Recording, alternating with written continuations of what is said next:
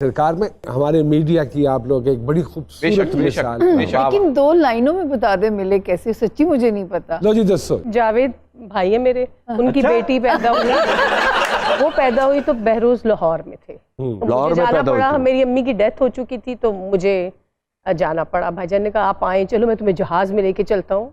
मोमल कहती है ना बोला करे मैं बहुत बड़ी लगूंगी।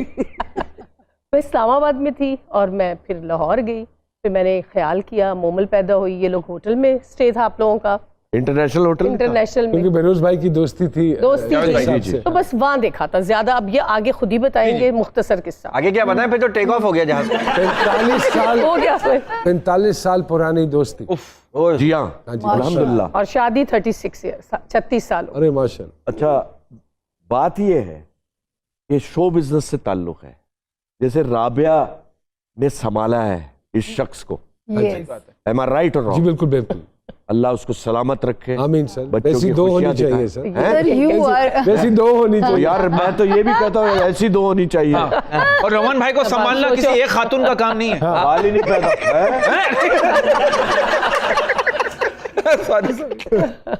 तो शो बिजनेस वाले को ये सोचना चाहिए कि जिससे वो शादी कर रहा है या जिससे वो शादी कर रही है, ही और शी शुड अंडरस्टैंड कि हमारी जिंदगी कैसी होती। बिल्कुल ठीक बात। Am I right? बिल्कुल ठीक, बिल्कुल राइट। शूटिंग्स हैं, बाहर भी जा रहे हैं, रातों को भी काम कर रहे हैं, तो अंडरस्टैंडिंग। अच्छा, इनके 2 भाई शो बिजनेस में, जावेद शेख और सलीम शेख, तो ये अंडरस्टैंड करती रही है कि भाइयों की जिंदगी कैसी, घर में एनवायरनमेंट था ना। एग्जैक्टली। तो मैंने ये सोचा अपने दिल में यार अगर मैं शादी करूंगा तो इस किस्म की लड़की से करूं। चले जी, इन्होंने तो बताया, आपने क्या सरकार में देखा, आपने कैसा पाया? आप नहीं, वो तो खैर पाया तो सीधी पाया है, लेकिन आपने क्या क्या चीज ऐसी होती है, हर लड़की का एक ख्वाब होता है, उसकी कुछ उमंगें होती हैं। जिसके 5 भाई हो ना उसका कोई ख्वाब नहीं होता। आपको ये यकीन था कि कल को अगर ये तंग करेंगे तो मैंने 5 पढ़ा वो कुटन के क्या ये कूट देंगे। अरे सर, अरे क्या बात कर रहे हैं, ये हावी है उनके ऊपर। भाई मैं बहनोई हूँ, वो साले हैं।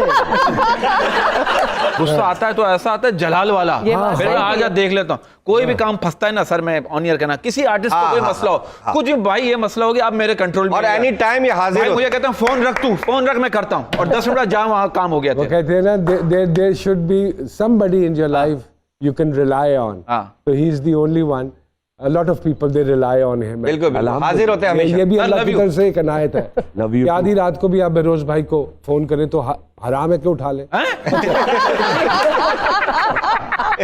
जी क्या पाया?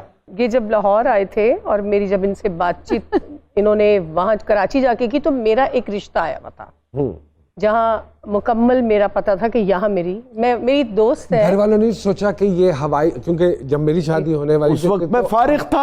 हाँ, हवाई रोजी रोटी, ठीक है ना, फनकार एक हवाई। देखिए अम्मी तो मैंने बताया ना मेरी बहुत जल्दी इस दुनिया से चली गई, तो मेरी दोस्त थी, उसका मियाँ फ्लाइट पे था, तो उन्होंने अपने घर कोई चाय थी तो मैं गई हुई थी, तो वहाँ एक थे वो भी फ्लाइट में थे, उनकी बहन आ गई दूसरे दिन, परसर थे और वो रिश्ता मांग लिया। अब्बा ने कहा ठीक है बिल्कुल सही है। जावेद की नई नई फिल्में शुरू हुई थी और वो बाहर मुल्क में गाने बैंकॉक में उधर जा रहे होते थे, तो वो मेरे वालिद ने कहा कि नहीं ये तो अब इसकी बहन बताएगी जो पिंडी में होती है। उन्होंने फ्लाइट लेके वो दोनों बहन भाई पिंडी चले गए। मेरी बहन ने अब्बा को फोन किया, फर्स्ट क्लास जबरदस्त लड़का है, बहुत अच्छा है, आप हाँ कर दे। महंगा था, महंगा वो। अब वो हाँ होने से पहले अब्बा ने जावेद आए और उन्हें कहा कि मतलब अभी तक है तो मुझे वो तो पता ही नहीं बंदा कौन था। आप सुन रहा होगा, पहले इन्होंने वो रिश्ता खत्म कराया। मतलब कि जिसको उन्होंने गौर से नहीं देखा, सरकार उसकी आंखें भी चेक कर न माने उनके इशारे तो देखे, मैंने कहा पहले आपने वो रिश्ता खत्म कराया करे। इन्हें तो पता ही था। उसके बाद वो पिंडी से वो आए और उन्होंने कहा जी आपकी बहन ने पसंद किया। मेरे वालिद ने कहा जावेद आ जाए तो हम फिर हाँ कर देंगे। जावेद शूटिंग करके आए तो अब्बा जी ने उनको बताया कि इस तरह सारा ये मामला और ये लड़का और ये, उनका सवाल ही पता नहीं होता, मैं इसकी खुद कराची में मैं करूँगा, पिंडी नहीं जाएगी, एक चली गई है अब ये नहीं जाएगी। अरे बाबा, तो ये बात कर चुके थे अच्छा। जावेद से। उन्होंने कहा मैं 1 हफ्ते बाद आऊँगा और हम हाँ गए करनी थे है। ये जो बात आपने की थी, वो ये मगरिब बताएं से बात। पहले की थी या मगरिब के बाद? क्या आपका फेस मशरिक की तरफ था या मगरिब की अच्छा, ये तरफ? जो बात हुई थी ना वो अलग कहानी है। नौमान साहब, ये जहाज में हुई थी। अरे वाह, वाह, मैंने वाह, वाह। प्रपोज हवा में पूछ लिया आप। हवा में पूछ लिया, हवाई रिश्ता था। कहीं वो भाग ही ना सके ना। भाग नहीं, मुझे भागने का रास्ता हो, अच्छा, क्योंकि जावेद साहब जो है वो पिंडी की पैदाइश है, ओ, पिंडी के शेख हैं, और वैसे तो वो पेरिस के शेख हैं। ठीक है, हाँ पेरिस के पंजाबी है ना। अच्छा अच्छा। तो गुस्सा जावेद का भी मीटर है हाँ जब आता है। हाँ। तो मुझे डर था कि अगर आ गया तो दोस्ती भी जाएगी, सब कुछ, तो मैं भाग जाऊंगा। परवेज मलिक साहब वगैरह सब उसी फ्लाइट पे थे। अच्छा, हम शूटिंग के लिए जा रहे थे। तो मैं शुरू हुआ, मैंने कहा यार शेख साहब मैं बस सेटल होना चाहता हूँ, और ये क्या जिंदगी है, माशाल्लाह अब तो मोमल भी हो गई है, शहजी भी बड़ा हो रहा है। वो मुझे यूं देखता रहा। मैंने कहा बहुत इंपॉर्टेंट बात करनी है शेख साहब। तो मुझे कहता है, वो बिल्कुल नवाज शरीफ लग रहा था और शहबाज शरीफ लग रहा था। वो कहता मुझे पता है तुम क्या कहना चाहते हो, अरे खुदा पाक की कसम। मैंने कहा दिमाग खराब है।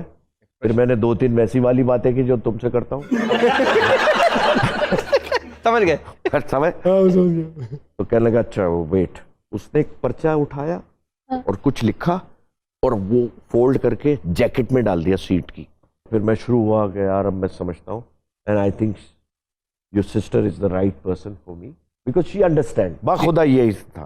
तो सब मैं बोल चुका तो वो यूं बैठा है। मैंने कहा आप शेख साहब क्या जवाब दो। कहता चेक करो। मैंने उठाया वो पर्चा तो उर्दू में उस पर लिखा हुआ था रिश्ता, रिश्ता मांगेंगे। And he knew it. हाँ, और उस वक्त मैं नहीं, इनकी हरकतें ऐसी थी। सब इसकी भी सारी हरकतें मुझे पता है। जब जावेद ने इनके वालिद से इनके घर में बात की तो इनके तो बड़ा शादियां बजने शुरू हो गए। वाह वाह वाह इतना अच्छा हुआ रिश्ता है। वाह वाह। हाँ, इधर से आंख भी मार रहे हैं। छोटी सी ब्रेक लेते हैं जी सरकार में, और दोबारा आपकी खिदमत में हाजिर होते हैं जी।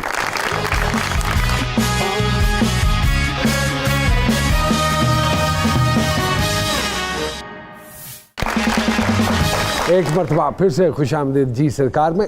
वो क्या ऐसी चीजें हैं जिनको इंसान अपनी जिंदगी में अडॉप्ट करे तो इतनी पुरसुकून और खूबसूरत जिंदगी गुजर सकती है? सबसे पहले आप बर्दाश्त करें और आप देखें कि आपका ससुराल में रहना कैसा है। क्योंकि मैं फैमिली से आई थी तो मैंने फिर सबका ख्याल रखना शुरू किया, और मुझे पसंद है ख्याल रखना। जॉइंट फैमिली हमारा, जॉइंट फैमिली, सबके एक एक कमरे थे, हम बहुत अच्छी जिंदगी गुजार रहे थे। क्या बात। और मेरा ख्याल है बर्दाश्त करें और समझें। शुरू में तो मैं खैर बहुत ख्याल से रहती थी, अब मैं जरा बोल लेती हूँ। मेरा एक जवान बेटा है। जब औलाद होती है ना आए। तो उससे माँ बड़ी पहले वो मर्द जाती बड़ा है। दलेर होता है। आए। लेकिन जब औलाद हो जाती है ना तो जैसे जैसे वो ग्रो करती है ना तो बिल्कुल। मर्द जो है ना वो बुज़दिल होता चला जाता है। जनाब और औरत बहुत स्ट्रांग अच्छी होनी बात की चाहिए, है। हकीकत है ना जी? क्योंकि औरत को ऐसा लगता है कि उसके हाथ में तलवारें आ गई। तलवारें आ गई। औलाद। आप लोग इस बात को मानते हैं सर कि कहते हैं शादी जो है एक सफर है। अजी सुनते हो से लेकर बहरे हो गए हो क्या, आप जैसा कोई नहीं से लेकर बहुत देखे तेरे जैसे, आप नसीब से मिले हो से लेकर मेरे तो नसीब ही फूट गए। ये है जी बिल्कुल ऐसा ही है। इसलिए नहीं कर रहा है।